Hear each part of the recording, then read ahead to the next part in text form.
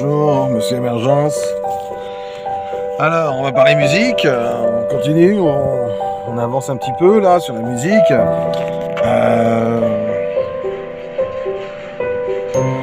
Donc, c'est vrai que il y a différentes catégories. On sait bien que dans la musique, on reste.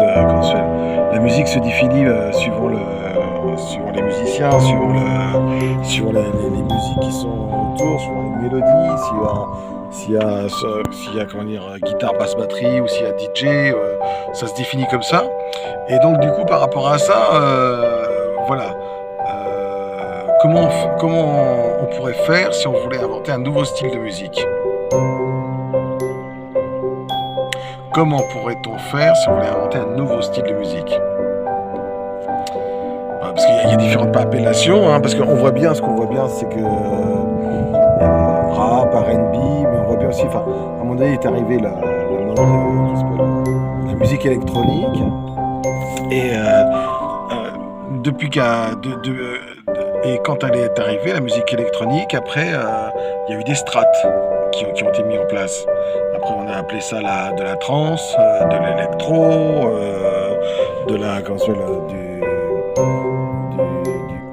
du hardcore.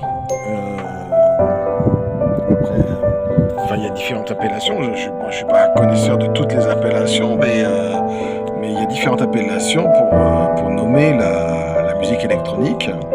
D'ailleurs, je vais m'enseigner. Et c'est ça le truc, c'est que dans ces différentes appellations, si on fait pas partie du milieu, eh bien, on connaît pas toutes les appellations. Et j'aurais même tendance à dire, même aussi dans le rap. Hein. Dans le rap, c'est pareil. Plus on avance, plus on écoute le rap, et plus on voit qu'il y a différentes appellations au niveau du rap. Hein. Il y a des codes, il y a des codifications en fait. Il y a des codifications au niveau de la musique, au niveau des gestes, au niveau de tout, au niveau du rap, au niveau de l'électro, de la musique électronique. Et par contre, tout ce qui est jazz, ça bouge pas beaucoup. Ça bouge pas, le jazz. Il y a le yaourt. Au niveau du jazz, un yaourt où on fait un peu tout ce que l'on veut, quoi. Qui est un peu une gamme. Après, il n'y a pas que cette appellation-là, hein. Il y a d'autres appellations. Mais ça bouge pas beaucoup. Comme le rock, ça bouge pas beaucoup. Le rock, le pop rock, le hard rock. La musique country, tout ça, ça bouge pas. Il y a des choses, il y a des musiques qui ne bougent pas, qui n'évoluent pas.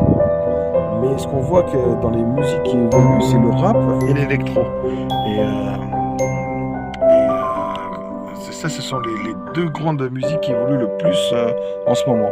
La chanson française n'évolue pas non plus. Hein. La chanson française reste de la chanson française. Et ça n'évolue pas. On voit pas de changement dans les chansons françaises, mais on voit beaucoup de changements dans le rap. On voit beaucoup une façon de structurer sa voix, structurer son corps. Il y a des codes aussi, il y a des mots qu'il faut dire, il y a des mots qu'il ne faut pas dire.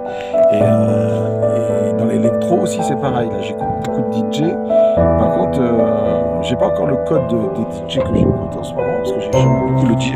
En fait, c'est vrai que moi, dans mes codes à moi, c'est que suivant là c'est l'été, suivant les saisons, je vais écouter plus de certains styles de musique, quoi. Et donc je vais naviguer un petit peu dans les musiques. Moi je suis un peu un explorateur de musique, et je rentre dedans, et après j'explore. Des fois je butine, des fois comme une abeille. Et par moments, quand j'ai le temps, ou quand j'ai la possibilité de rencontrer des personnes qui ont la connaissance de la musique, ou quand je rencontre certaines personnes, mais je vais creuser un peu plus, ou je vais prendre un peu plus de temps pour découvrir aussi certains textes. Je vais lire certains textes de musique, certains textes de chansons. Je vais prendre le temps aussi d'écouter un peu plus les sonorités, les mélodies, comment ils vont composer un petit peu leur musique. Je prends plus le temps, je prends le temps de la découverte. Donc c'est vrai que c'est un temps qui demande du temps. Mais quand on n'a pas la connaissance, et bien, pour prendre ce temps-là, et bien, on y va tatillon. Des fois, on se trompe. Hein. On va dans des rencontrer certaines personnalités, on va sur certains sites et qui vont nous parler de musique, mais qui vont pas nous parler de la spécificité de la musique. On va pas en rentrer, c'est-à-dire que le musicien aujourd'hui ou le groupe d'artistes ne nous parle jamais de sa musique. Il nous la propose et nous on l'écoute, mais on ne sait jamais c'est rare d'écouter de quel courant, enfin, d'où viennent les sonorités, de quelles sonorités se sont inspirées, d'où ça vient. C'est rare en fait, on n'en entend pas parler quoi. On n'entend pas parler. Bientôt là, je vais prendre un glossaire pour les prochaines vidéos. Je vais prendre un glossaire de tous les types de musique, de tous les répertoires et puis après, parce que moi je reconnais que suivant les années, mais j'ai eu des années où je n'ai écouté que certains styles de musique. Et ça pouvait aller du reggae, en passant par le rail, en passant par le rap, en passant par le hard rock. Pour certains,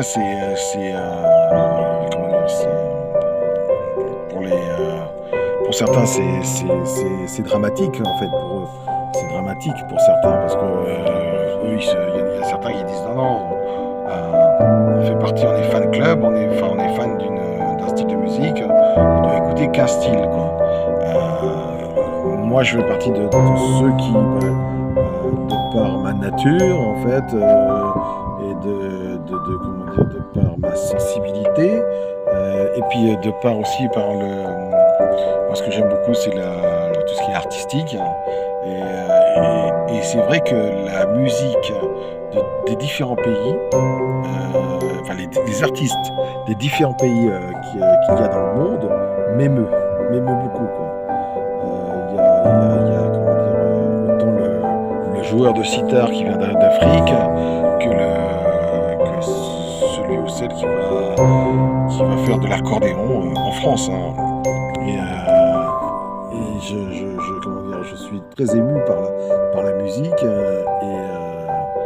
et sur les pays justement, il y a des courants musicaux qui m'émeut davantage et qui m'inspirent aussi davantage quoi. Et ce qu'on remarque, c'est qu'on n'est pas tous tous les pays connaissent la musique, mais tous les pays n'ont pas la même sonorité. On peut utiliser un instrument, mais pas l'utiliser de la même façon. On peut aussi les mots que l'on utilise en français ou les mots qui sont utilisés en américain, c'est pas les mêmes.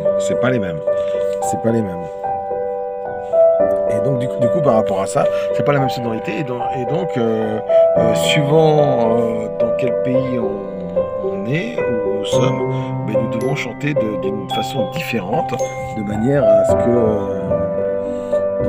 que notre musique puisse correspondre à notre public. Parce que c'est ça le but. Le but, c'est que ça corresponde au public. Et donc du coup voilà. Alors moi ce que j'aime, c'est vrai qu'on peut aimer les différentes sonorités, mais quand on est dans un pays, on n'a pas accès à toutes les sonorités. On a beau il y a des instruments qui sont loin, après qui demandent beaucoup d'argent. Et si on n'a pas assez d'argent-là, si on n'appartient pas à ce cercle-là, c'est difficile d'avoir certaines sonorités ou certains artistes aussi même qui viennent jouer, partager une musique. J'aime beaucoup les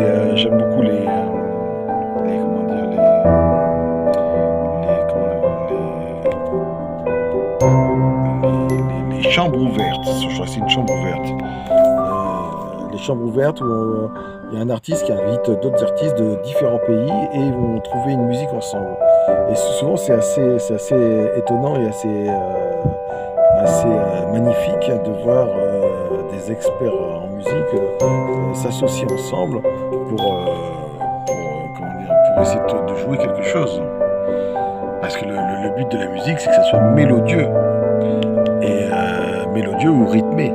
Et ça, ce sont des rencontres qui permettent de découvrir les différentes saveurs des différents pays et qui sont à la fois inédites, exclusives et magnifiques. Et, et ce que je veux dire, c'est que voilà, et quand on est un explorateur comme moi, on explore un petit peu tout ça. Et il y a des artistes qui ont fait, je pense à Jean-Jacques Goldman, qui avait joué avec l'armée rouge, avec le cœur de l'armée rouge de Russie, quoi. Il a fait un super truc, un super album. Ou autant aussi, même Jean-Jacques Goldman, quand il s'est associé avec ses deux associés. Et le groupe Goldman, quoi. Et en fait, je pense à eux, mais je pense aussi, même à Johnny Clegg et Savuka. Je pense à, voilà, il y a plein d'artistes qui vont se rencontrer et puis qui vont garder leur discipline, qui vont garder leur sonorité et puis qui vont trouver une sonorité commune. Et ça, c'est ce que j'appelle un petit peu la troisième voie. C'est-à-dire que la troisième voie, c'est garder son identité. C'est je sais qui je suis. Je délimite mon identité et à la fois je rencontre l'autre et je fais en sorte que l'autre ne soit pas comme moi mais qu'il soit comme lui, quoi, et que lui aussi sait qui il est et que au milieu de cette rencontre il y a un espace, comme là vous voyez, il y a un espace entre la caméra et ma personne, il y a un espace entre votre écran et votre personne, et dans cet espace là il y a un espace qui s'appelle la tolérance. Et dans cette tolérance, on va y mettre chacun de nous, mais on n'essaiera pas de toucher la personne, ni de changer la personne. On acceptera la personne telle qu'elle est, pour justement trouver une troisième voie. Et la troisième voie, c'est la voie qui correspond à ce milieu-là, qui correspond à la limite de l'écran, et la limite de votre écran, c'est justement cette troisième voie, quoi. C'est une limite qui correspond justement à la tolérance et qui donne justement un axe où, dans cet axe-là, souvent les musiciens, ils sont obligés de garder leur identité, et plus ils vont garder leur identité, plus ils vont trouver cet axe de la troisième voie, et plus la musique va sortir d'une manière qui n'a pas de mots, quoi, qui est à créer. Il faut créer ces mots-là, parce qu'il faut qu'il y ait la rencontre, et après dans cette rencontre il faut la nommer, quoi. Et pour la nommer, il faut le vivre. Pour moi, il faut vivre les événements pour pouvoir les nommer. Et là, ce que je veux vous dire, c'est que voilà. Le but de cette vidéo, c'est aussi de porter sa chanson, trouver sa mélodie et aller découvrir justement les sonorités qui nous correspondent pour pouvoir justement à un moment donné nommer, faire justement cet acte de rencontre avec les artistes, soit avec sa production, mais après et nommer une nouvelle musique, nommer quelque chose qui se trouve être une musique de la troisième voie, quoi. C'est-à-dire que c'est une musique qui correspond, c'est une interaction de deux forces qui fait que cette musique-là, elle a une sonorité, une tonalité qui est unique parce qu'elle est associée à qui vous êtes, quoi.